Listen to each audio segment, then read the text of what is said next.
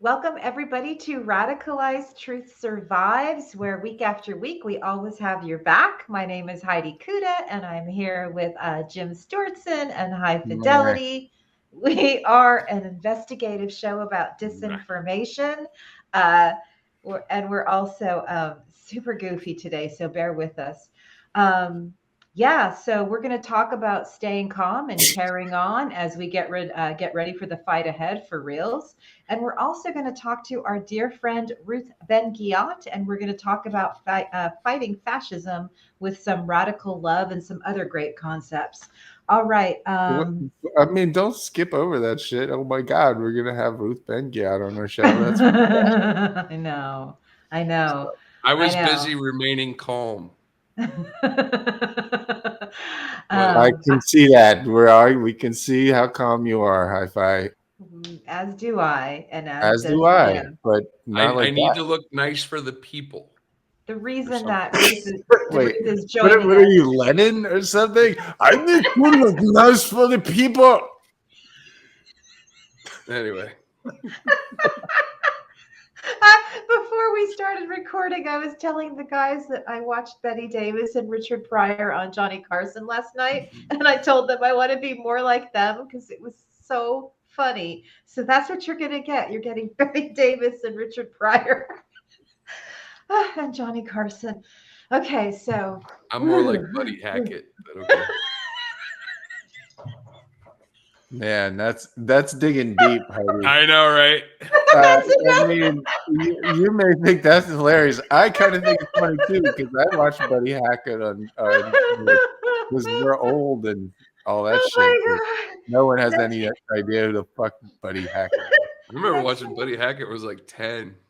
Next thing you know, you're going to be pulling out Fatty Arbuckle, and then where are we going to go from there? Mercy. Talk about I would like to express my appreciation of Red Fox because that was. Oh yeah. Oh man. Sanford and Son will always be like. You ever see Red Fox's stand up? Oh boy, Red Fox did not fuck around with his stand up. He was Richard Pryor times a lot. Yeah. Man, I love those guys. I love them all.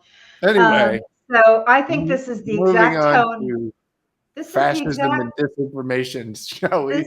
This is the exact tone we want to set because this is the day before the quite possibly the last election where your vote will matter. So it's a good time. So that's why we're gonna lighten the load. That's right. That's it. We're gonna do some heavy stuff, but we're gonna do it gleefully, I'd say. Okay, so let's jump into front load.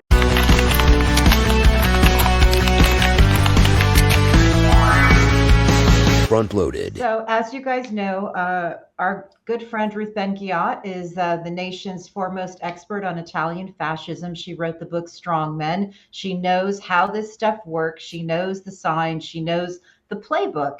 And she decided that she was going to smoke out Elon Musk and offer evidence of his narcissism. So she actually came up with a tweet where she called his faux selflessness among the grossest things about him.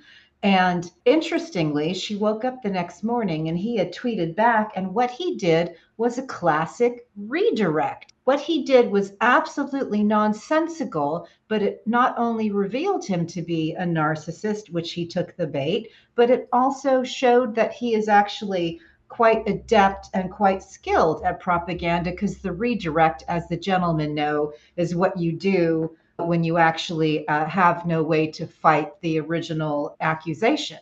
And it's something Hannah Arendt talked about. Can't win on facts, then what you do is try to question the motive. But how interesting, and here she writes, students of propaganda, mini case study on the art of redirection. Note how Elon Musk shifted the narrative away from his stance on Ukraine, which prompted my tweet, to opposition to fossil fuels. Gentlemen, this is fascinating to me. Yeah, I mean, it is and it isn't. Yeah, Elon Musk is a very, very typical 4chan troll. He really is. Like all the shit. He's not even that good at it. He's not. Listen, he's decent at it, and he's got lots of people helping him, right? Sure. I mean, God knows who he's got, like, in the fucking war room, figuring out what nasty ass tweet he's gonna put out. But yeah, it doesn't surprise me that he answered Ruth. He answers people for a reason always, right? So he answers AOC because AOC is the number one target of of the right wing. They enjoy that. He's going to pick on the fascism lady because he wants to downplay fascism, right? Yeah. And then he's going to respond to Mike Cernovich, Jordan Peterson, Jack Posobiec, like literally every fucking right wing, like neo-Nazi fuckhead that's being protected on Twitter is who he responds to. And guess what? He responds to the libs, real snarky and angry, and he responds to the neo-Nazis, very friendly and cooperative. There's nothing hidden about any of it anymore. It's a psyop by a man with 115 million followers, $250 billion, and no morals, ethics, or empathy whatsoever.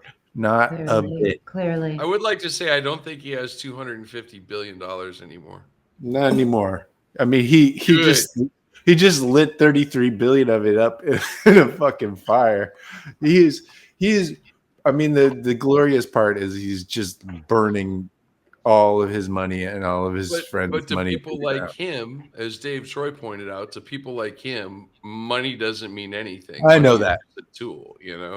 Of course, but still, $33 billion is gonna hurt. But what he's counting on is that Putin and others are going to reward him for his loyalty, in the afterworld, in the, Cinder 2.0 or whatever the fuck we call it. How many square miles of ash does $40 billion buy you? I thought you said ass. Yeah, well. Well, he pays for that too. Oh, so. stop. He pays for that in horses, bro. Cut it in post. Cut it in post. So that was a very robust intro. I'm really excited I opened with that. I also asked Ruth in one of our conversations, you know how Jason Stanley said the way we beat fascism is by the left actually showing solidarity, putting aside their differences and banding together in greater numbers than those who are proponents of fascism or may not know it, but they're anti-democratic. So I asked Ruth if she could give me a historic example of where the left needed to show solidarity or the pro-democracy elements needed to show solidarity in order to not allow fascism to grow. And guess where that happened? Germany. There was a point in time when those who still wanted to have democratic institutions could have grouped together, and that actually included the communists, and they just didn't. They didn't. Could have. Yes, could have. Many times they could have. I was hoping you were gonna come up with an example of where they did. And they didn't have to go through World War or some shit, right? The reason I bring this up is because of the urgency. If you are not banding together to vote out the anti-democratic forces in America, then you are the problem. So those of you who have not voted, put aside your petty grievances and go vote for America to continue to be a democracy. You have exactly one more day. The polls close at 8:00 on Tuesday, November 8th. One thing I want to say, and this was born out of a conversation with you guys in our rundown meetings, it's something I've been thinking about, and Hi-Fi is going to talk more about it and why it matters. But it seems to me the spell of weapons grade psyop may be beginning to wear off on some people. Maybe they're a little bit tired of being sick and mean all the time. This may not happen in enough numbers before the election, and maybe some arrests of people like Trump or Flynn et al. May help. But I am noticing it in my personal life, where it seems that there are people who are realizing that the news they've been consuming is not good for them, the stations they're watching, the online information. And so some of them are starting to tune out and abandon ship, not in a way where they're putting their head in the sand and burying it, but they just are like trying to kind of do a little detox from it. And it gives me a little glimmer of hope. Of course, I'm an optimist, so don't trust me. But what do you guys have to say about that? No, I'm seeing Elon Musk is trying to counteract every possible thing that anybody could possibly do for their mental health, right? Yeah. Like that's the entire point. Is like, well, can't make that get too sane. Better blow it up. The amount of lies, the amount of disinformation, the amount of just straight out non-reality that is being spewed out of Twitter right now is beyond egregious. And how people don't see it, I'll never understand. And they how someone do. They do. They do. And yet I see all these big accounts, all these anonymous big accounts going, I'm not leaving. You got to stay. Everybody stay. Oh, stay. Don't go. Yeah. And it's an interesting milieu. I mean, you see what he did today? You see who he canceled today? Kathy Griffin. Oh yeah. R.I.P. to Kathy Griffin. That was one of the greatest trolls ever. You win. She's a friend. She's a friend. I'm one of the greatest trolls, and trust me, that was Kathy knew exactly what she was doing. She knew exactly. She went out with a bang. She said it too. She was like, "You want to see activism, bitches? Watch me kill my account." Yeah, she's pretty special. She's pretty special. But imagine the fragility, the sad, pathetic kind of person you have to be to cancel somebody who has built 2 million followers over 10 years, right? Taking that shit away. Trust me. I mean, mine was nothing like hers. And it hurt, man. It sucks. That's work. It's a lot of work. It's a lot of people. It's a lot of relationships, a lot of followers. And just yanking people's voices away from them like that, just because you're a dick, just because she owned you a little bit. It just makes you the saddest little bastard on planet Earth. And it's really unfortunate you have so much money that you did not earn in any way whatsoever. Have we not noticed that almost all of the males on the right are fragile, beta, incel trait having?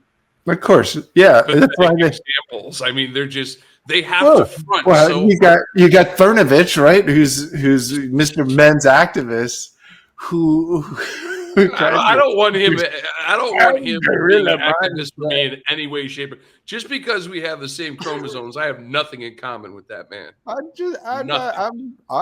You asked for examples. Well, right? These are the cuckiest of cucks. What I am noticing is that the bullies, and I'm noticing this on a small scale, kind of the low level ones, mid range, and top level. The bullies tend to be the most fragile. Like it's really interesting. I mean, thin-skinned. Listen, being a psychopath is hard work. Because it is. Because you have so much ego to protect all the time, right? And your entire life is just manipulating others to make them act in ways that make you feel better about yourself. I mean, that's literally the entire profile of all of these fuckers, Musk and Thiel and Eric Prince and Steve Bannon, Roger Stone, these fucking weak ass men who could never get laid, in the real world to save their lives. True. There's a reason they're so angry, and I used to write very about sad that at for the very them. beginning of all this 6 years ago. They are all incels in their own way. Yeah, that's right. It has nothing to do with your ability to get a date. People have a hard time getting dates from time to time. It doesn't make you a bad person. It makes you a bad person when you take that information and instead of doing something about it, make yourself better. Like, I don't know, read a book, fucking buy a suit. I don't know, fucking something. Take a shower, trim your beard. Instead of Get out of putting the house. down the fucking Cheetos bag, maybe you could do something for yourself instead of taking it out on everyone else. Yeah, instead Elon. of trying to torment the world. I'm just, if I was the richest man in the world, I would not behave in the way that this man is. Well, but you got to realize you wouldn't be the richest man in the world. When you're an op and you're bot and you're a money launderer, that makes you a fake everything. So we actually, it's been a minute since we used to think that he was special. So, well, I mean, you also, to get that rich, you kind of have to be a sociopath. It's true. True. Because because you have to make so many decisions. In order to multiply your money that much, you have to fuck so many people over in the process. It's really, really hard to do it without being somebody who has no empathy at all. I think it's going to be really hard for him, and maybe that's why the timing is so good for him to be like a Putin sycophant. But I think it's going to be really hard for him to know that he was perceived as the smartest guy in the room and so cool. But I remember his interview where he was like wearing a black t-shirt and kind of twitching around, but you could tell that he was used to being adored and idolized. Clearly, he has none of that credibility anymore. So I think it's going to be very difficult for whatever rest of his life he has to know that people do not think that well of him anymore.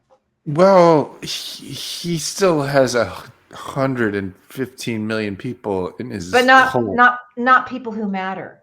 People who matter. He has no street cred with people who matter. Once you're outed as being a pro-Putin shill, the people who matter, and maybe it's the people who matter to me, like Ruth and Dave Troy and Jason Stanley and you guys. That's the thing, right? It's increasingly the case that people who matter don't care that you're a pro-Putin shill, or in fact want you to be. That's the scariest part of all this. Yeah, for all of us. I mean, I think most of us have seen straight through Elon Musk for quite some time now, right? Mm-hmm. Hi-Fi has for sure. But I mean, problem. But it is also true that as we've seen with our own guests and some people we know, right, that he just the way he fucking acts and the shit he actually does, and like the stuff he pulled in Ukraine, people see through him. They're like, wait a second, what the fuck? Oh, you're just a dick. I get it. Well, I'm well past beyond Twitter. Just for the record, by the way, if I could buy my account back for $8, I totally would, and I would just spend every last tweet before I get suspended again, getting everybody off of there. So. Yeah, well, you've done good so far. I hope you talk about that in Hellscape, how you knocked off a few bad apples. I would just like to point out. That was just shame. That I would like to point out that Elon Musk and his management at Twitter are now having to reach out to former employees of Twitter that were terminated because they don't have enough people or the tribal knowledge to take care of Twitter as it is now, let alone advance it. Mm-hmm. If Elon Musk is such an absolute genius, how did he not see this happening? He did. Well, He bought it for parts. Yeah. He basically he bought it and he thought, okay, if I can keep 20% of the people around and make them spend $8, then that's 1.6 blah blah. And then I can take the pieces and I can merge it with Jack Dorsey's bullshit. And then I can add some fucking space dust and solar panels and fucking suddenly I'm gonna Call it have, X. X.com, which is my 22-year-old plan from PayPal.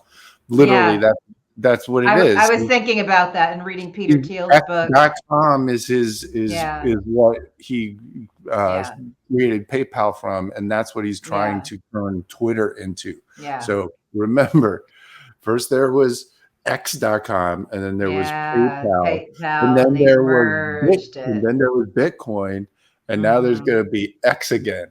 So sound good to you? I don't know. Do you remember Trading Places? Do you remember at the end where the really rich, crusty guys ended up like homeless on the street? That could happen. So I want to get to something serious.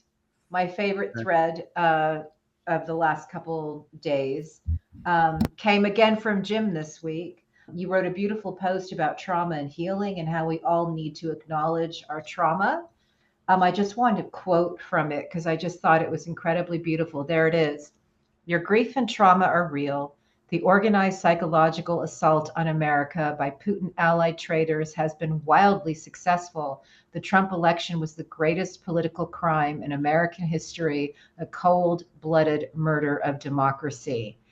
Jim, once again, I mean, eloquent, truthful, to the point, and also gentle, which I really appreciated.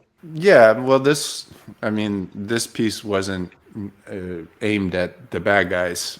It was aimed at us. It was just, I to be honest with you, I read that piece to myself like 10 times after I was done with it to make myself feel a little better. Yeah. The idea was just to sort of acknowledge what we've all been through. And I'm gonna talk about it in Hellscape a little bit too. I think it's really important because we have to also prepare for the next phase of this battle.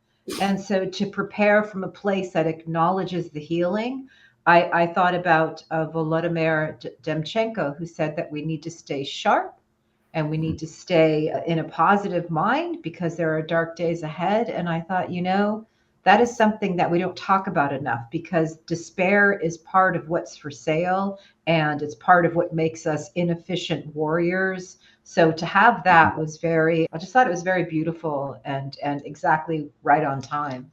We're gonna feel what we feel, right? Mm-hmm. And we can't avoid it. We're human beings, and this has been inflicted on us. But yeah, despair is the one emotion.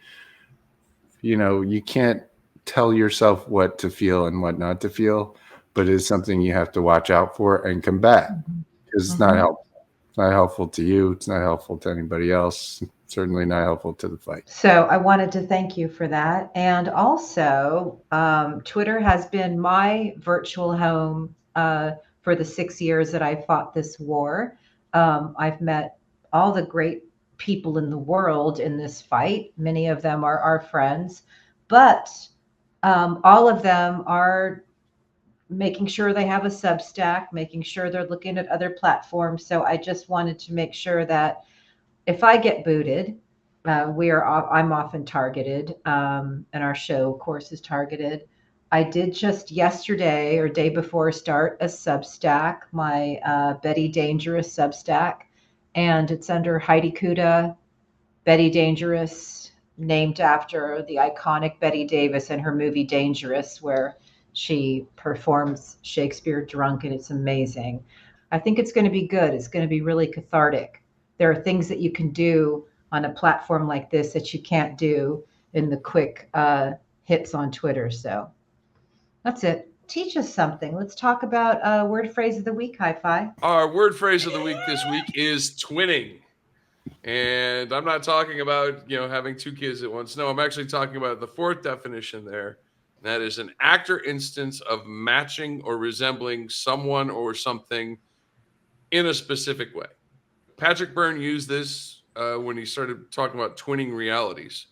If you look at it, YouTube is a twinning with Rumble, right? Truth Social is a twinning with Twitter.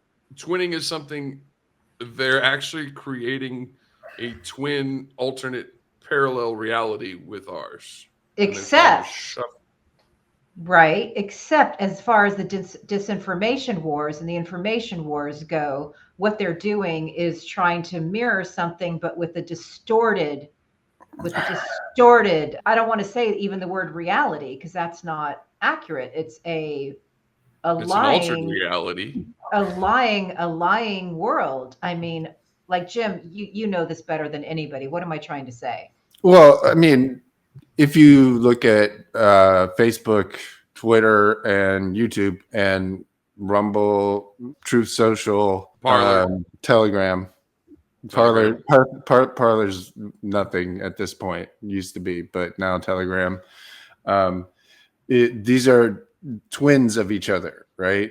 They serve very similar purposes. They have a lot of the same mechanisms and features, but one side 100% caters to a neo-fascist death cult and does everything in its power to promote that kind of content and make sure to radicalize people as much as possible. And the other side, just a little bit less. Wow. but enough to make a difference, right? But these guys are it's just the same fucking thing. But they've twisted it for maximum right-wing radicalization and Kremlin propaganda, especially on Rumble. Literally, if you go to Rumble, it is 100% Russian propaganda. It's amazing. Even like the video game live streams and shit. Like, oh, it's just the kids. They're talking to each other, and fucking Ukraine is full of Nazis, and it's like, oh my god, they just drop like all that shit into everything. So I'm just watching Minecraft videos, except for Minecraft is going to get Zelensky in a bunker, it just gets. Yeah, it's all very, very radicalized all the way up and down. That's terrifying. And terrifying. That's the mild content. It's real bad. So it's like it's a fun house mirror. It is a fun house. Not fun. That's not fun. Okay. Yeah. No, it's misogyny and racism and anti-Semitism and pro-Putin propaganda. All of it. Delivered by people like Russell Brand, by the way. Oh God. In addition to, the usual suspects. Yeah. Yeah. Anyway, well, okay. That's very important.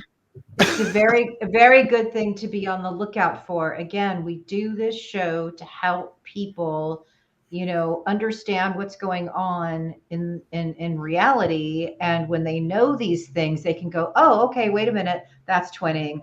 That's that fake reality that they're creating. That's some bullshit. And if someone's kid is watching it, you yank them away and say, well, no. Not someone's kid. If it's someone else's kid, you probably want to ask before you do any yanking. Just saying. Well, I'm saying if you're. But I know what you mean. I know what you mean. I just want to be sure that we don't get afoul of any YouTube rules. Yeah. Let's just cut this in post. Okay. Well, that Kerouac part where would call it instantaneous prosody. But anyway. But Kerouac was drunk. He said something that changed my life as a writer. He gave me courage I never had. He said it on like Dick Cavett or something. It's not anywhere in any of his writings. It's only on a piece of vinyl that's very rare. He said, all the stories I wrote were true because I believed in what I saw. And it's like that liberated me as a writer because I no longer worried who was judging me. It's like, no, man, I was there. This is what I saw. This is my point of view. And it gave me courage that I wouldn't have otherwise had. Okay, so moving along.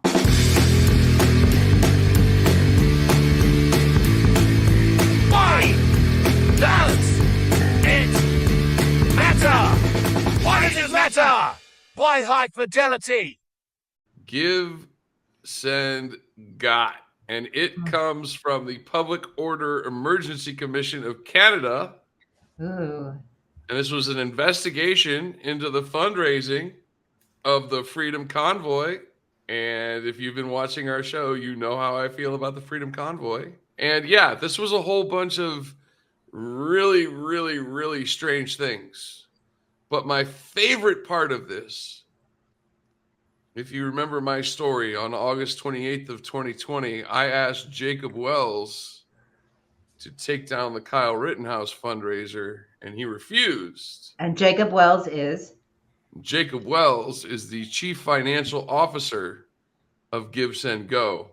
And it just so happens that in this report, as you can see there at point 93, approximately $4.9 million was transferred into Jacob Wells' personal bank account. I hate when that happens. Yeah. Okay, look. I did the data analysis in, like, I forget, episode 12 or episode 13. I did it on Tony Michaels. I did it on Dean Blundell. Yeah. And then suddenly, we're going to refund all that money. But it turns out that money was in Jacob Wells' personal account. Yeah. Something is are very you not supposed? Right. Okay. I just want to check something. Yes. Maybe we need to ask Martin Scheel. If you're running a platform where other people are supposed to raise money for charitable causes, right? Mm-hmm. And then some sketchy ass organization sets up some sketchy ass thing, and then a bunch of sketchy ass money comes into it. Yeah. And then you take the sketchy ass money and put it in your personal ass bank account. Yeah. It's sketchy. And remember who uses Give, Send, Go? It was the church. It was the churchy people. It was also Rudy Giuliani types. The oath boys, you know. Well, so yeah, that is Kyle something that's Rittenhouse. very important. No, it wasn't actually Kyle Rittenhouse. It was Kyle Rittenhouse's attorneys, Ellen Wood and John M. Pierce. Sketchy ass lawyers. Who raised money on Give, Send, Go, not Kyle Rittenhouse. Yeah. All right. The Proud Boys for January 6th they raised millions and millions and millions of dollars on Give, Send, Go. Here's the thing. If you want to build an army, and any good student of military history will teach you this, you have to pay your soldiers. You have to gear your soldiers up. You have to pay for your soldiers to travel. You have to pay for your soldiers to eat. How do you pay for an army? Well, apparently now they crowdfund it on the internet. So, yeah, that's why that story matters. Well, it matters for reasons beyond that. When you wanted the Kyle Rittenhouse lawyers fundraiser taken down because you looked at it as an affront to all that is good and right in the world, and then it turned out a bunch of nefarious characters were networked into that, and then they went after you and tried to destroy your life, and then you were like, there's something really wrong with this. Well, I think that report may indicate that you were right, Hi-Fi. Well, here's the best part is the way I came across this is I'd been kind of following the civil suit. And I found the attorney behind the civil suit against the Freedom Convoy organizers. And he and I have been in contact, shall we say. Can I just tell you what really great churchy people these are, these Give, Send, Go people? The Christian crowdfunder hosts campaigns for Enrico Tarrio, too. Really nice guys. Like, seriously nice guys. You know? Like, there's hundreds of fucking J6 protesters raising $2,000 to... I better not. I had all Well, kinds anyway. of jokes come to mind that none of them were good. I mean, they were good, but not. Well, I would just like them to change their name from, you know, they say we're the #1 Christian fundraising site on the internet. I would like them to actually label themselves correctly and say we are the #1 Christian nationalist fundraising website on the internet. Because that's they're all super proud of that now. You know that, right? They're all like, we're Christians and we like our nation, and so Christian nationalist is good. Yeah, that is the most ignorant, half-arsed, of course, definition of what a Christian nationalist is. My Let's talk favorite about history. My favorite was Mike Flynn said, "Well, the opposite of a Christian nationalist is an atheist globalist," and I was like, "Yeah, bitch. What's it to you?" I like the globe, and you're goddamn. Sorry. I think I'd like to be an agnostic Captain Planet. Okay. I have no idea where I'm going with that. So I feel like I'm getting a contact high, even though I'm like in a different city, in a different state. All right. So anyway, I'm really glad that. So all we know about this is that one more word on Give, Send, Go.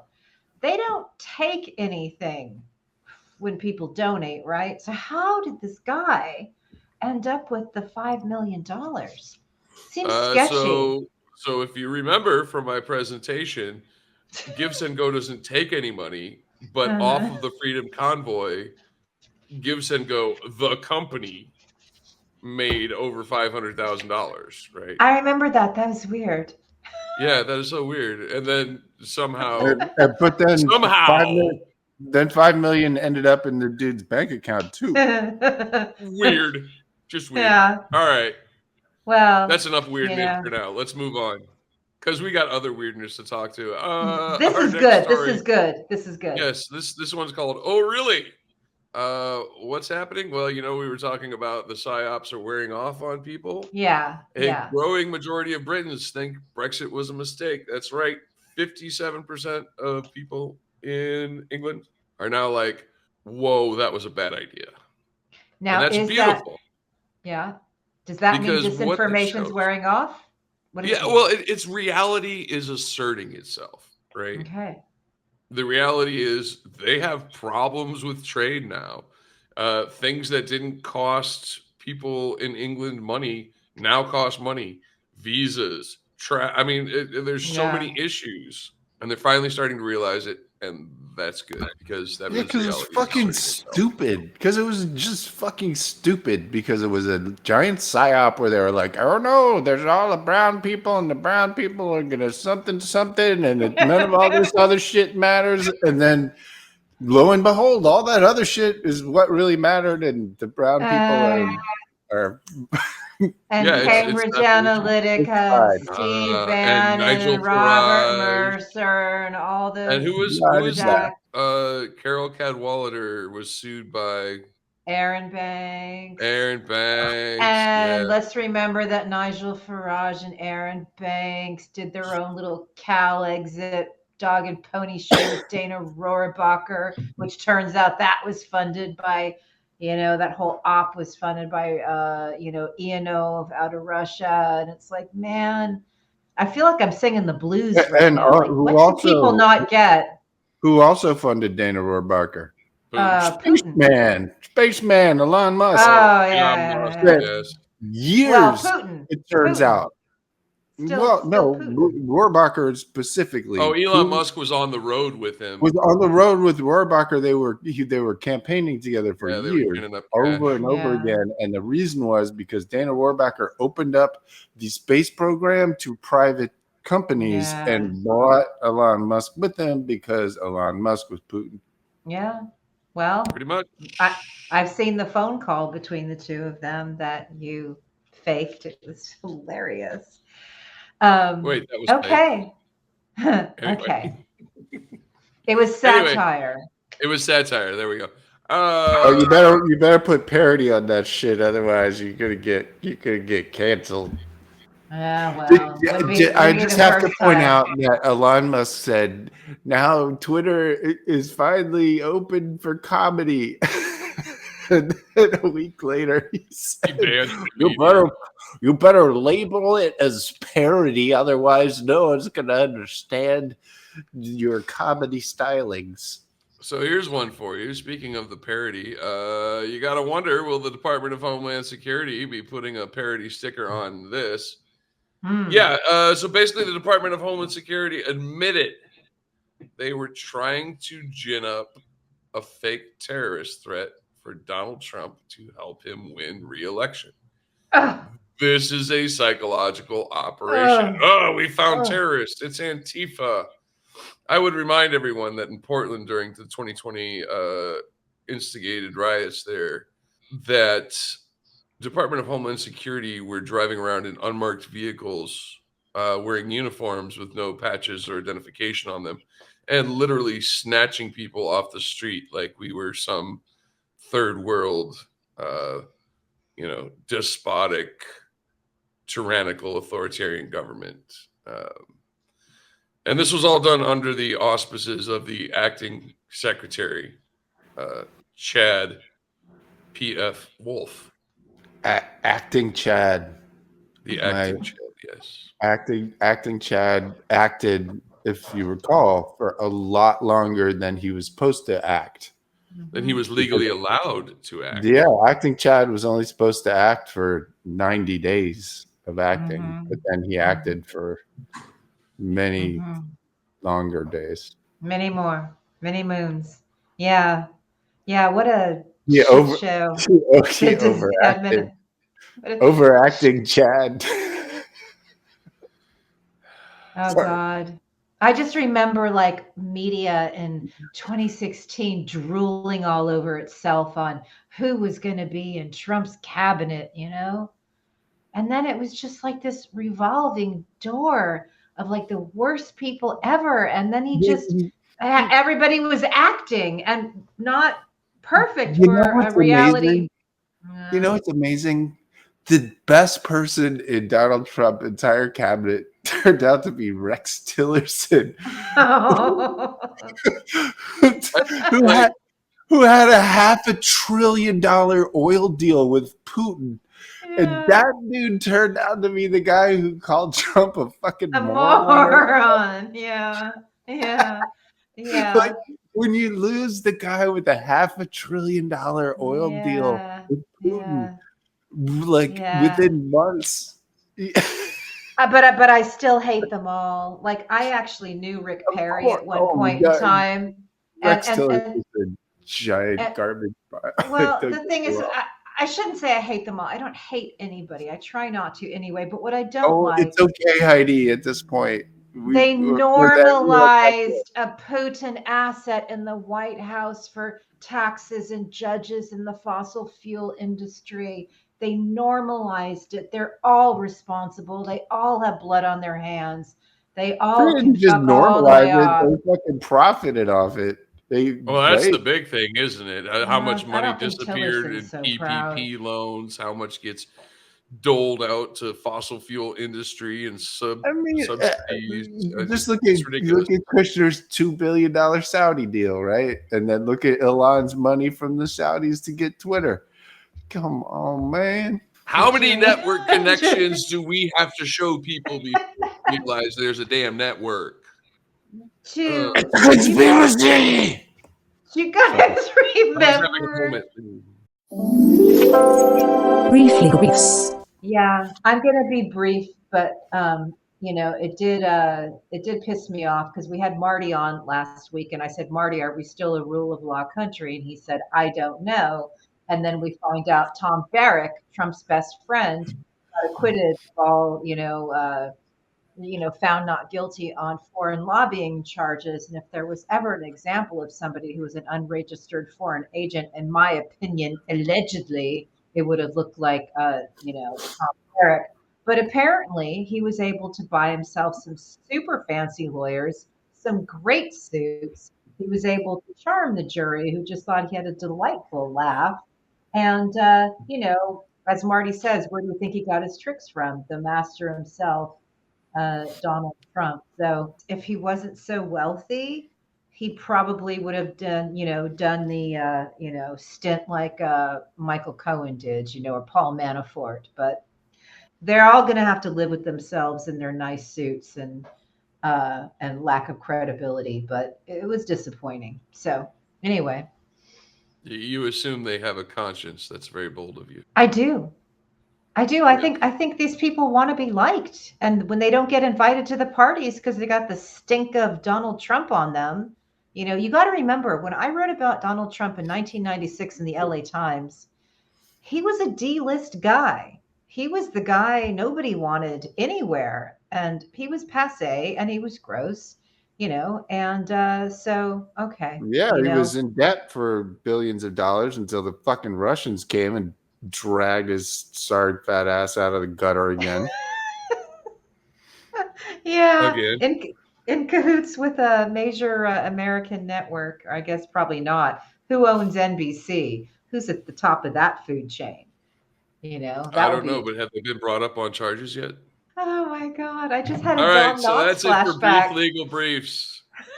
Let's go to Hellscape. Jim Stewartson's Hellscape. Oh, fuck. Hey, everybody. So, it has been a bit of a goofy show, and I think the reasons for that are, there's a lot of nervousness, honestly, a lot of sort of, trying to be defensive about what's going on out there, because it's fucking scary, right? None of us have ever been through this before, and the fear, right, is intentional. That is the goal. Fear is the mind killer. Fear is the thing that makes people act against their own self-interests. Sometimes that can be great, right? You fear your kid is going to get crushed by a car and you run into the street and get them before something happens, right? That kind of fear can be motivating and healthy. What's not healthy is when fear and trauma is intentionally inflicted on people for long, extended, intense periods of time. That kind of fear can be deadly, not just to the people that are feeling it, but to society at large, because it can cause all kinds of very bad effects. Specifically, when you combine a whole lot of traumatic events, right? A lot of very shocking things that actually happen in the real world, like 1 million people dying in the United States of a deadly disease when they didn't have to, right? All of that trauma, right? Mixed in with lies and propaganda. When you combine those two things, bad things can happen. And the most infamous person who figured out that combination was Adolf Hitler. And I don't like bringing up that name, but it's literally what he did, and it's literally what we're experiencing, and it's what you have experienced. It's what all of us have experienced, is a bunch of trauma that has been intentionally put in our heads for years now. That you can trace it back to whenever you want, but 2016 is when the psyops, when the real psychological hardcore military style operations started to happen in America. And it started to both pour lies and propaganda in people's minds, and also just created trauma over and over and over again. Charlottesville, and just every time Trump got up at the microphone and said something deadly or stupid or painful or misogynistic or racist or whatever the fuck it was, every single day, something else to just be shocked and sad and traumatized about. And when you do that to people for long enough, it has a very bad effect on them. It really does. Part of what I wrote about that Heidi talked about earlier, I just wanted to mention here, is that you earned every bit of those feelings. You did. What you've experienced is real, is a planned psychological warfare attack on you. And it had the effect it intended. That feeling that you got that you don't know what the fuck is going on anymore and it feels like democracy is slipping away from you. That's real and that's intentional. And it's no fun to hear it, but you know what? There's a truism, and at least a lot of people feel this way. I certainly do. When you can name an emotion, when you can see it and look at it from the outside and say, oh, that emotion is fear. I'm feeling fear right now. And the reason is because of this scary ass thing over here, right?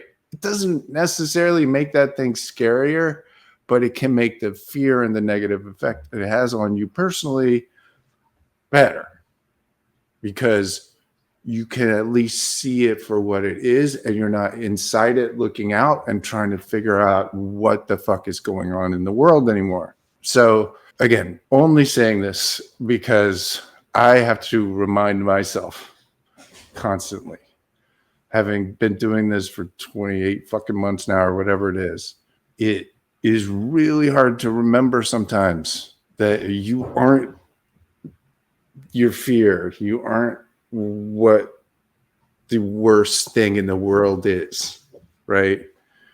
The world isn't the worst thing in the world, even though it feels that way. Don't let them frame everything in the world for you. Look at what they're really doing and the real harm it is and the real chance that they're going to enact some kind of fucking World War III Holocaust scenario. That's a real possibility. Look at it in the fucking eye. But don't be afraid of them, because what they're trying to do to you is make you give up, make your feelings the only important thing that matters anymore, and the pain that they're causing to be the most important thing in the world. That's what they want. I don't know if this helps, but for me, it just helps sometimes to hear somebody say, look, you're not crazy. You are feeling this way. You have every right to feel this way, and you have every right to grieve, literally grieve for the things that you have lost, that we've all collectively lost. There's nothing wrong with it. There's nothing wrong with being sad about it. Yeah. The one thing that I'm going to ask you to not do is despair. You know why? It's fucking boring, right? Despair is just endless. It's just this giving up. It's fucking boring. That's no fun. Look, there's a lot to be fucking scared about and worried about. But wallowing in it is not helpful. What that means is you have to look at the fear that you have. You have to look at it in the eye. Doesn't mean it's going to be any less scary or painful, but it gives you a chance to at least process some of it. So try not to be afraid. Try not to stick your head in the sand. Try not to let the people around you stick their heads in the sand, because that is exactly what they want you to do.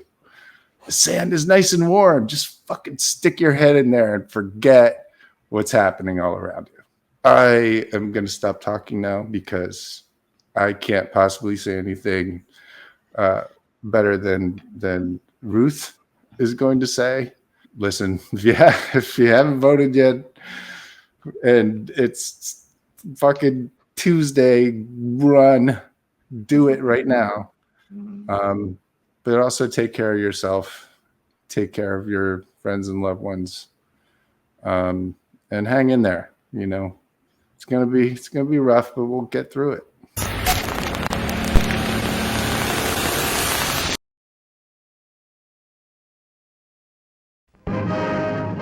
This is Italy in 1922. These marching men are charter members of a new Italian political party, the Fascists. Fascism has been Mussolini's dream for 7 years. Despite the fact that 80% of Italians still support the constitutional monarchy, his threats of violence and revolution win him the office of premier. He is absolute dictator. Italians must call him Duce. Mussolini stages great national celebrations, at which his own pompous oratory is the chief attraction. And we just watched a clip of from 100 years ago from the March on Rome. And can you tell us about your recent trip to Italy? Let's start there.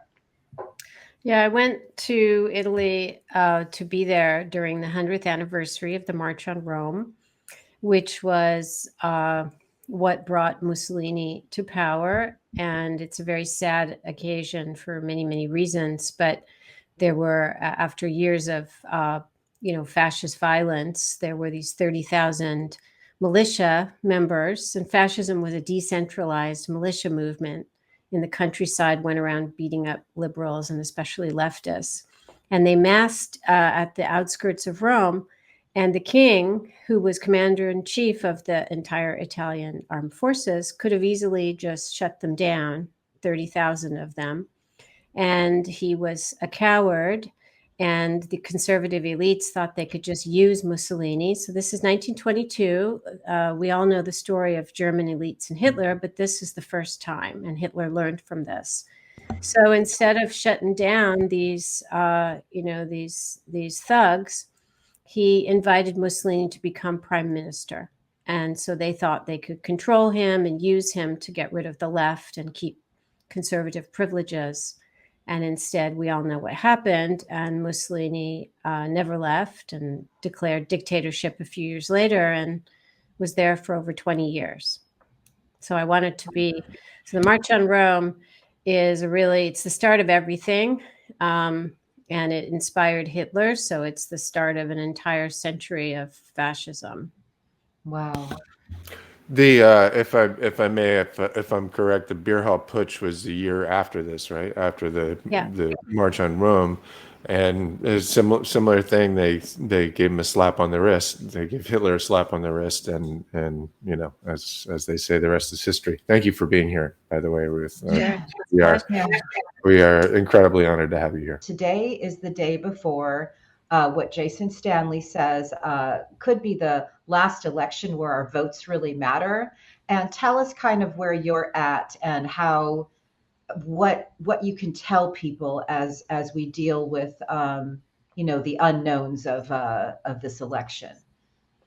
Yeah, it's good that you're bringing that up. I mean, a lot of people have been exhausting themselves for the cause of democracy, and that's necessary right now to get the vote out.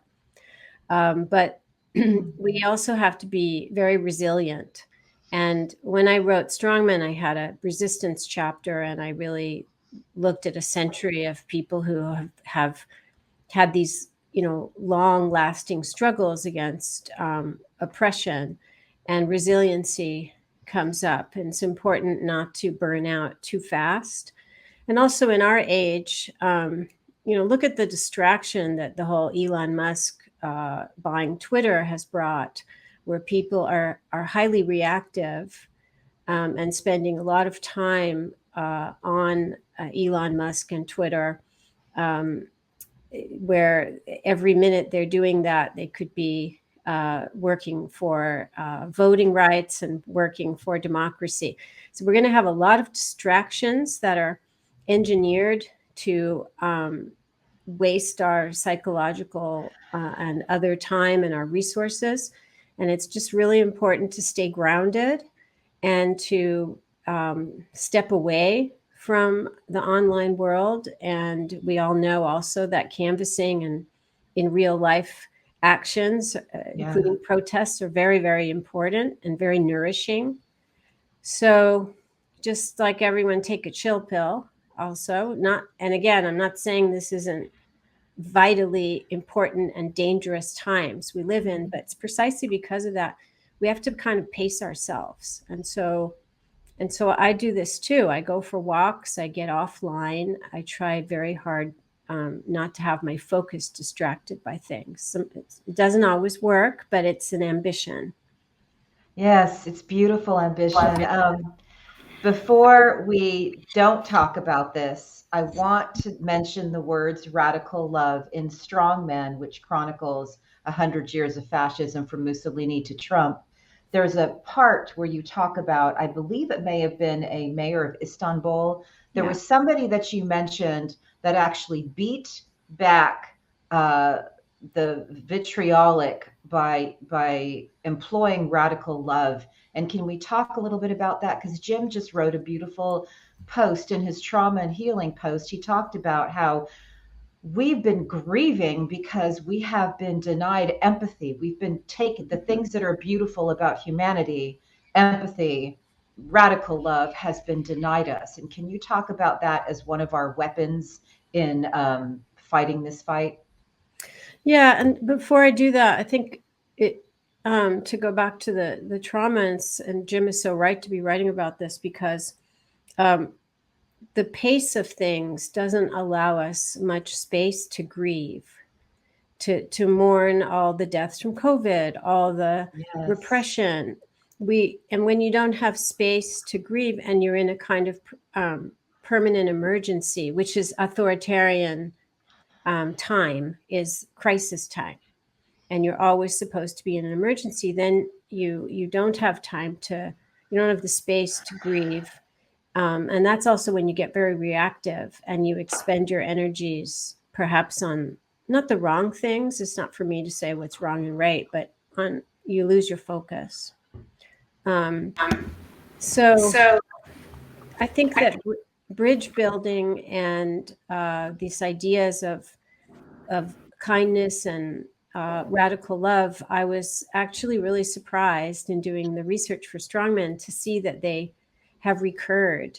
And the first case that I talk about is, in some ways, the most dramatic, where during the military dictatorship in Chile in the 1980s, there was the rise of mass protests, and they had a chance to essentially decide by a vote whether Pinochet was going to continue in office. And this was also because the Americans who backed the coup had decided to withdraw their support, partly for him.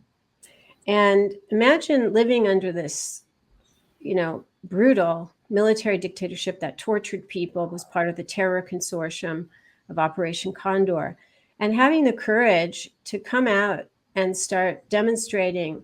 And they consciously appealed to people's positive emotions. And so in the late 80s, to prepare for this referendum, they had what they called a march for joy.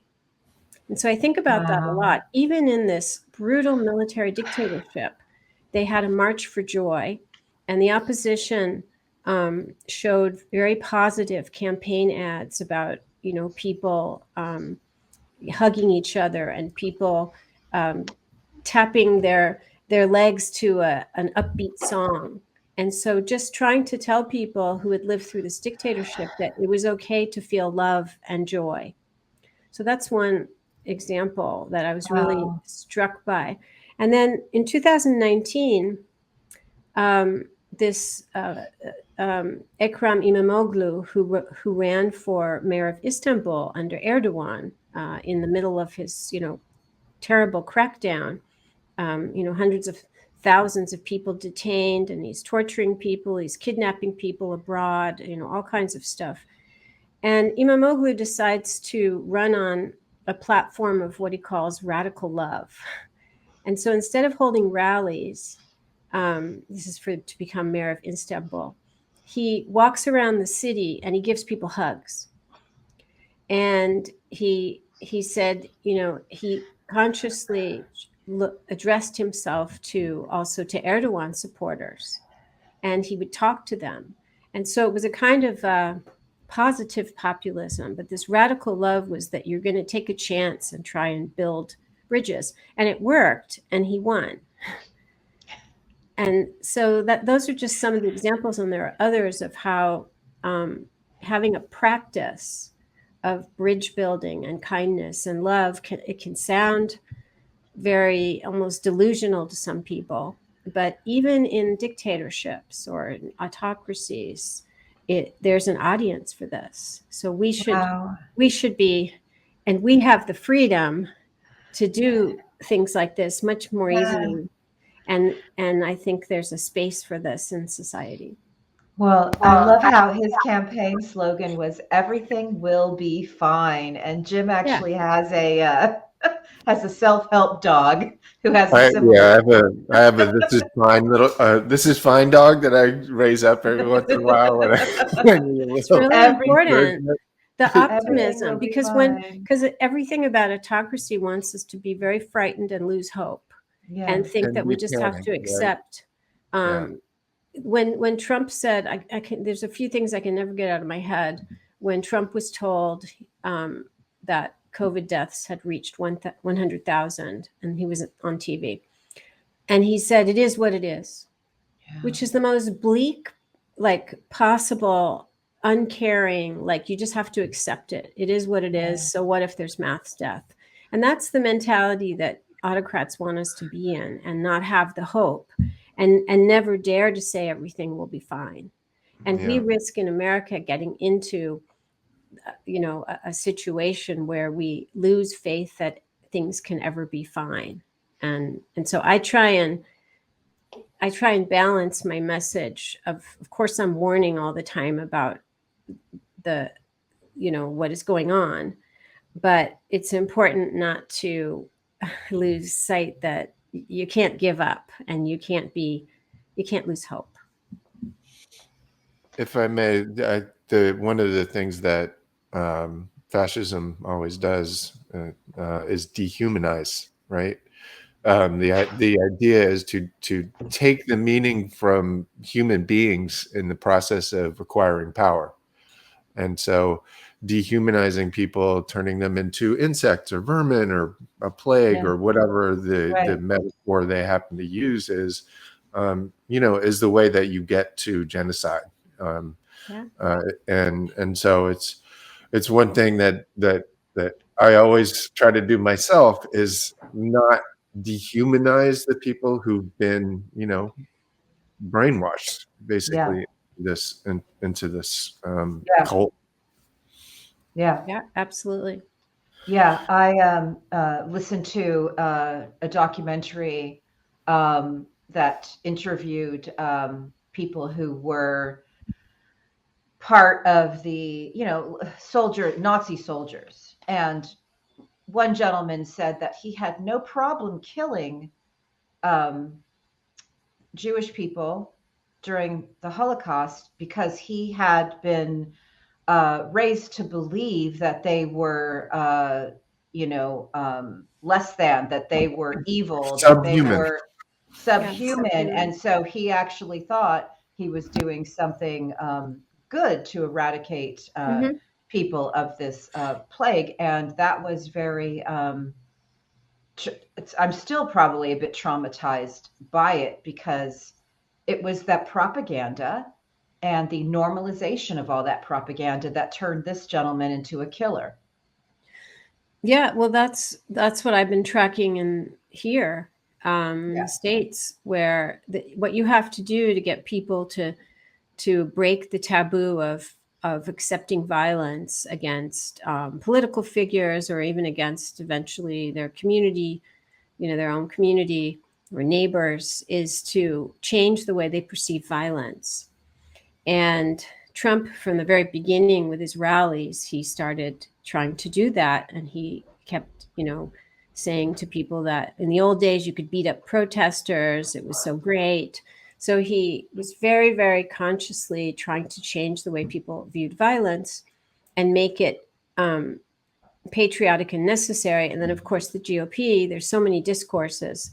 So the GOP now, people like Matt Gaetz constantly for years saying that the Second Amendment is about rebelling against, a tyrannical government. And now Biden's administration is that tyrannical government. and so many other discourses that are supposed to not only polarize Americans, but get them to see Democrats as a political enemy. And when you've done that, you're on the road to, if the Speaker of the House suffers a political assassination attempt, the GOP is tacitly or openly approving of it and joking about it. So that's dehumanization. And the key is that they're political enemies. And then this is already on a terrain of racism, so that non-whites are dehumanized. But what Trump did was to extend it to political enemies, Democrats. And that's how January 6th was able to happen. And that's how Republicans, the taboo against bashing in the heads of police for this law and order Republicans, or going with zip ties and trying to kidnap Republicans too, or a noose erected for Mike Pence, who's a Republican. Yeah. So once political violence starts, it spirals, and it's all bets are off to where it goes. There's one of the things that always struck me about our current situation is, learning about how it happened then, and you're the world's expert on this, but the stab in the back theory, right, was basically the idea that Jews, liberals, and communists caused Germany to lose the First World War. And what is the list? What are the top 3 things that the fascist insurgency is against now? Jews, liberals, and communists. And so one of the things I try to do is help people understand this isn't just history rhyming, right? In many ways, it's plagiarism. I mean, they're just basically using the same line. It's the same. It's it's not shocking, but it's incredible where this idea of victimization and the players change. So in the 30s and 20s, it was the League of Nations, and of course, as you said, the Jews and communists for the fascists. And today it's George Soros and the EU. And we see this with the new neo-fascist government in Italy, which is a total horror show. Yeah. And when she was elected, I wrote a very tough piece in The Atlantic, and a lot of people were like, oh, it's going to be fine. She's not going to be there very long. Let's just wait and see what happened. And I'm going to do a follow-up piece because now she has appointed people. Yeah. It's open racist. She just appointed like a sub-minister who used to go around with a Nazi armband on. Mm-hmm. It's all out in the open. But Meloni is one of the most extreme propagandists of this victimization stuff. Mm-hmm. And in fact, her version of great replacement theory, which is the idea that, white Christians are going to become extinct because non-whites are like breeding too fast. So she doesn't just see this as like passive demographic change. She actually thinks there's a plot. She calls it a design or a plan by George Soros and the EU, and she has many tweets to this effect. So there's a plan to flood Europe with non-white immigration to depress wages. And she has her own name for this, called ethnic substitution. Mm-hmm. And she's the prime minister now. Mm-hmm. And people are like, oh, no, it's going to be fine. She's a conservative. I'm like, no, mm-hmm. This is to the right of Tucker Carlson because of the plot. And so this kind of victimization that we're all victims, the players are different today, but the emotions that they spark in their followers are exactly the same. So go ahead. No, go ahead. No, I was going to say we have grave concerns here on the show about Carrie Lake. And for the last, I was just going to say that she's the Carrie Lake and Meloni, they're very close. We have Yeah. grave concerns because we know that at some point there will be a new avatar for this movement in America. Trump will age out or go to prison or something will happen.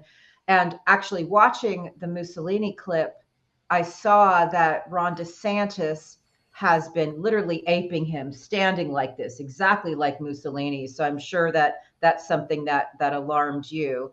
But you have, Ruth, you have been talking for 6 to 8 months, and it's also in Strongmen that we need to be on the lookout for the strong woman, because this dictator will come in different forms. And so obviously you were 100% right. You called the Maloney, narrative before it even occurred. And here we're watching Carrie Lake. And again, this is the day before the most important election to date. And how can we sort of try to awaken people, reach people? Our show is global. We're small, but we box above our weight. We have media influence. How can we warn them about the next generation here? It's really hard because so many people want to be in denial. There's a huge, I don't like to use the word mainstream media because that's actually a right-wing word, but whatever. The major media, they're in this new phase. It's like they're preparing to be on the right side of autocracy, and they're all doing their self-protective things. But they're also like the legacy networks, which was where a lot of independent and undecided voters, they watch them, ABC, CBS. They don't even carry Biden's speeches on democracy. And then, this morning CNN tweeted just about, Kevin McCarthy. They're treating the GOP as though it were a normal party. And what I'm trying to do is the theme of memory. Like, we can't just, memory hold the coup. The fact that it was a violent coup and they tried to assassinate Mike Pence as well as kill all kinds of Democratic lawmakers. And you're just going to forget this? Because that's when you have autocracy coming up, there's a huge work of memory repression or self-protective, self-censorship. And I started writing about this in 2016, and I was giving talks saying, you're going to be encouraged to forget. Yeah. That's what's going to happen. Right. And that's what's going on now. So the warning is not only a warning of what can happen in the future, it's also a warning of what has happened, and we shouldn't forget it, because once we do that, it's like, what was that film, The Sunshine of the Spotless Mind or something? Eternal Sunshine of the Spotless Mind. That's what they want you to have. And so Kevin McCarthy becomes just a normal politician, and we just forget about all the inconvenient things that you don't want to, that could cause distress to people if you mention them. So we can all do our part. You're doing this. I go on TV and I speak very bluntly, and sometimes hosts don't know quite what to do with that. But I love it so much. We know. I can't wait for you on TV every single time. We know. Thank you for doing it, and you just know that you've got a lot of people who appreciate you and being so blunt. Because that's what we need, right? There's just not. You got to say it calmly, very calmly, but say the truth. And the danger with the strong woman business and Carrie Lake, because she's a media creature, and all of these women, they're very careful to look very appropriate. Marine Le Pen, who at the time when I finished Strongmen, she was the person I mentioned. I thought she might be the first. And she dresses in extremely tailored and understated clothing. She always looks proper. And so does the woman who is the president of Hungary now, who's a total fanatic. And Maloney is petite and blonde, and she carries flowers. And so all of this is designed to have a cognitive dissonance, where it's like, how could they be like advocating, actually real world blunt force trauma, and violence to victims and leave them in the sea in their boats and let them drown. And it's all too unpleasant. Yes. So, yes. so that's the danger with this new crop of female extremists.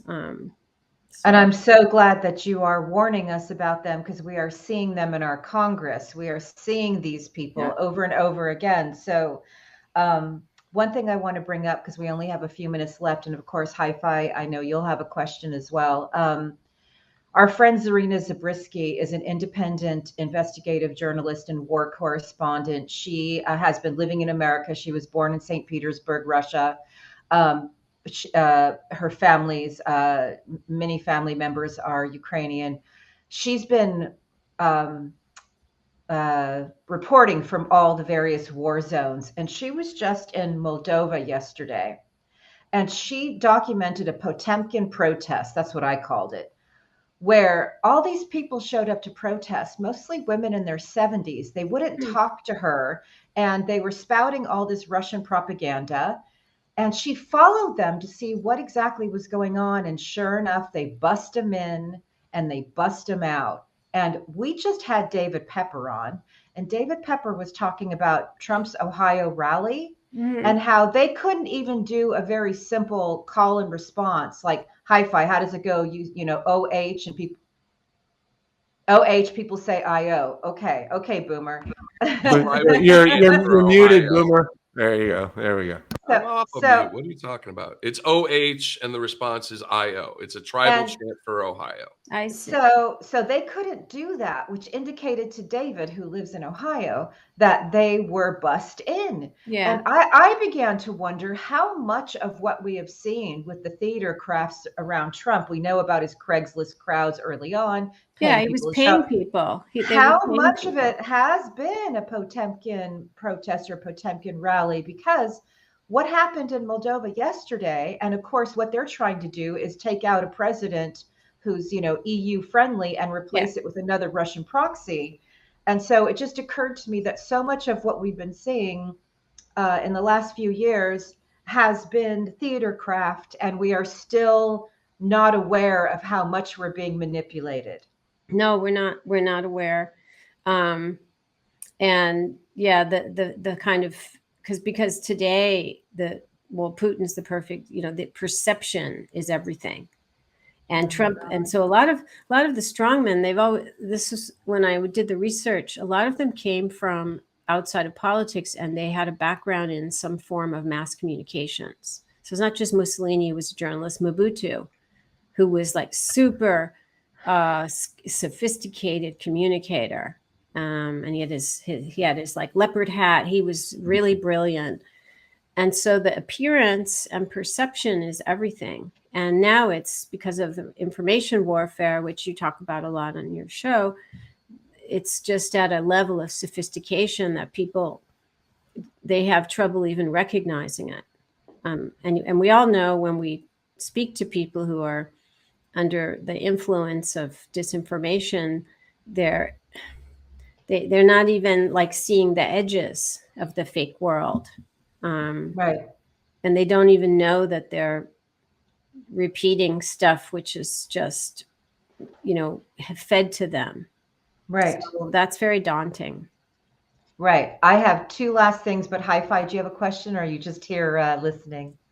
I do, but I want it to be the last question. So okay, so I'm going to just do two quick things. One is that we often talk about your mother, who was brainwashed by RT, was, believing in Putin's war of annihilation, was voted for Brexit, and then they unplugged RT in the UK, and she started watching the BBC, and within days she came back. And I just think that's a very important story when people look around at family members under undue influence, to know that they can all come back when the digital poison and the propaganda is removed, and it may not even take that long. And I think that's a very important story. That's point number one, if you want to comment, and then I got a second follow-up. Yeah, well, what's really, the thing that was really new, which was the influence of the RT, is that we never talked about Putin. She never mentioned Putin at home. She's she's worldly, but Russia was not of any interest. And she also was not rabidly anti-democrat. She's a conservative person. But so the new thing during the RT was the idea that, to really hate Biden, like rants against Biden, and saying things like, why isn't Biden helping Putin? This was the smoking gun, because that's the Kremlin, playbook, that everybody has to become an agent of Russian interests. So that's gone now, and she's kind of back, but she's not quite, her level of racism is permanently up, I would say. So she's obsessed with, because there is a big issue right now, and the BBC's reporting on it, on immigrants coming in large numbers. But this is her obsession. So she's off of the pro-Putin. She no longer likes Putin because RT was removed. But she's back to her default kind of conservative / right anti-immigrant stuff. So well, that's how Brexit happened, right? Brexit was about Cambridge Analytica pushing the anti-immigrant meme. And she voted for Brexit, and later she regretted it. So it's a classic. She keeps falling for these things. Well, that's really important to note, that they're not, once the poison's removed, that they're not completely immune to it. And because I lost my father in the very same way. And I think I'm not alone. Okay, so last thing, you end your book Strongmen on resistance, and and the importance of it, and how it's properly done. And I know that when I get scared, which is pretty much every day, I think, where am I going to go? And then I'm reminded of what you said. If I leave and others leave, who will be here to resist? And can you please give our viewers some thoughtful words on that? Because the guys and I, we're dug in. We're here. We're going to continue to fight and fight for truth, and fight for what is right, and expose the villainy until we either win or can no longer speak freely. Yeah, and that's admirable, and I thank you for that. And I think everybody's situation is different, so it's very hard. Like when I wrote a piece, exile is a sub-theme of the book, and I wrote a few pieces for Lucid about, are people gonna? Because people started talking about leaving, and indeed, Heidi, since I've been doing Lucid, which is like a year and a half now.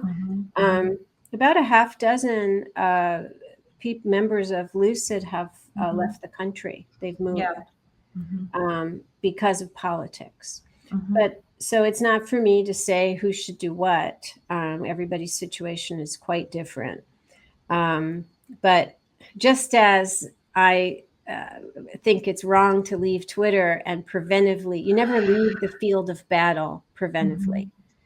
You may have reasons of your family reasons, or whatever it is that it's simply not safe for you to stay, but you can only effectively fight, most effectively fight from within. And the other thing is, we still have rights. They're making protest more difficult and criminalizing it, but not everywhere. So to just vacate the field just leaves, it makes their job easier. So I don't believe in doing that. And the hard thing is, not everybody's suited for getting the hate mails and all this. Some people are fine. Everybody can contribute in a different way. I truly believe that there's a way for everyone, based on their temperament and situation, to help save democracy. Yeah, thank you for that. And the two generals beside me have been banned off of Twitter because they're so effective at what they do that it was too dangerous to leave them on. And I'm so grateful that we created this show so that their voices and their knowledge can still be, bullhorned out to the universe. Last word, hi-fi. All right. I have a two-part question for you. Oh, no, she's got to go. Oh, come on, man. It's very simple. You are a historian. You have spent your life looking at the past. And what I have learned is looking at the past often gives us prescience towards the future. So we are at a crossroads right now. There's a dark path and there is a light path. Can you tell me what you see first if we go down the dark path, and finally if we go down the light path? Yeah, I think it's going to look different in every country. What we call electoral autocracy, right, where people cast their votes, but the system is gamed so that the votes don't really mean anything. In our case, there's this issue of not conceding, which is not the case in Hungary. For example, that's the premier case, and there's a reason the GOP is so obsessed with Orban. They've been learning from him about how to game the system with, purging judges and election workers and the courts. But in our case, it would probably be more violent, because we're very unusual in the world in peacetime to have citizens with private arsenals. We have so many de facto paramilitaries. I always try and use the language that comes from autocracy because Americans are used to, it's like, what other country has tolerated these militias or these, what Malcolm Nance says, these fake ass sheriffs, these sovereign sheriffs? What is that? Who would have a law enforcement that doesn't believe in the federal government? Like, why would you possibly do that? So whatever the dark path looks like, it's a little, there isn't really a particular precedent, other than maybe early fascist Italy, where you had all these decentralized militias, right? Because of the guns issue, because of the weapons issue. So it would be a combination of hollowing out politics and the electoral system, plus intimidation through threat of violence or actual violence. So that's that. But I also think, to end on a positive note, we have, and it's not just in the US, but there are so many big things going on that are telling us that what we're doing is not sustainable, right? Climate change, autocracy is unsustainable. That's why in Putin's, the war in Ukraine has totally shown that. Look at it, the mighty Russian military. It's just a bunch of BS, right? That's why 2 days after the war started, I wrote an op-ed for MSNBC where I predicted, this isn't going to go well. Yep. The military is not going to perform well. And I'm not a Russian career specialist, but it was obvious to me. Yeah. So as soon as the bad performance started, I was like, yeah, this is corrupt. This is an army that's been ravaged by corruption and by institutionalized lying. Yes. So that's another thing. So climate change, the war in Ukraine shows us that autocracy is just a hollow system, and also what's going on in China, and also the pandemic, the toll of a politics of uncaring. So we have a chance to use these things as learning experiences and try and have a new kind of progressive, caring politics. And Chile, there's isolated places where they're trying to show the way. It's not being accepted yet, but I truly believe we could be on the cusp of something much better. Now, America is not, we may have to go through something bad before more people realize that there is this other way. So that's what I would say. Thank you so much, Ruth. Thank you, Ruth. All right. So honored and grateful. Thank you. Thank you, very Heidi. much. Heidi, and I want to just salute Heidi for having come forth and helping me in so many ways with Lucid and being an interlocutor, and I really, really appreciate it. It's very touching. Aww. And thank you for your work, all of you. Love you. Okay. Bye. Bye. Yeah, she's just she's something else. She's goddess level. It's just having somebody with that much knowledge, with that much background, with that clear expertise, speaking in a way that people can understand is a very, very rare combination. And Incredible. She's a light out there, and people should follow her wherever they can. Yeah, she, and she gets all the, all the vitriol and all the hate mail just like we do, and she just rises above every day. And she was raised in an area where I'm actually working in the political realm in Southern California, and she was raised around these exiled, dissidents like Thomas Mann, and that is what influenced her originally. And look at her go. One thing I wanted to point out before we end the show is that in that Mussolini clip, it said that 80% of the people in Italy did not want to end the constitutional monarchy. So the majority has never been down with authoritarian or fascism. These guys are corrupt. They learn how to game things. That's what America's up against. Vote, vote, vote. And what I would like to end the show with, guys, is our friend Volodymyr Demchenko, Ukrainian soldier and filmmaker, who talks about how the hell that awaits traitors who create unrealities that they force people to live in. And let's let him take us out. I can give you an example of how I see Russia and their propaganda way of thinking. Imagine you're in a bar, and you have a nice time with your friends, and you just having fun. And there is always a guy in the bar who is just staring at you. And he already want to fight with you, and everybody know it, and you can pretend he's not there. You can pretend like you're avoiding him, blah, blah, blah. But there is only two ways to solve this question. Or you ending your beautiful evening with friends and just leaving, which will be smart if you are able to do that. Or you need to fight this bully. There is only one chance to do it. And with Russia propaganda channels, you need to make them forbidden. It's lie. It's just lies. They're ruining the world. According to Aristotle, when you're saying lie, you're creating world which doesn't exist, and you put people into world which doesn't exist. So in one moment we'll realize that it was not true. They need to build their world from scratch, and that's why Dante put traitors in the worst place of hell, because they are creating a world which doesn't exist and force people to live in a world which doesn't exist.